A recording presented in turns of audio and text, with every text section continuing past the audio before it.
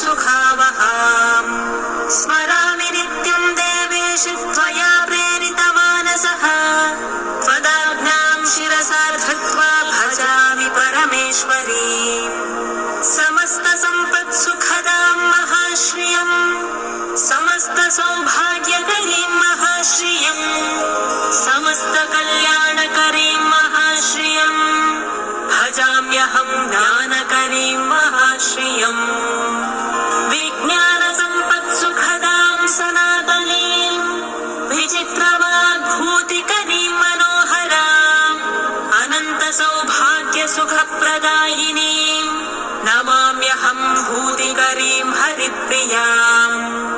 समस्तभूतान्तरसंस्थिता त्वं समस्तभूतेश्वरि विश्वरूपे तन्नास्ति यत्त्वद्व्यतिरिक्तवस्तु त्वत्पादपद्मं प्रणमाम्यहं श्रीः।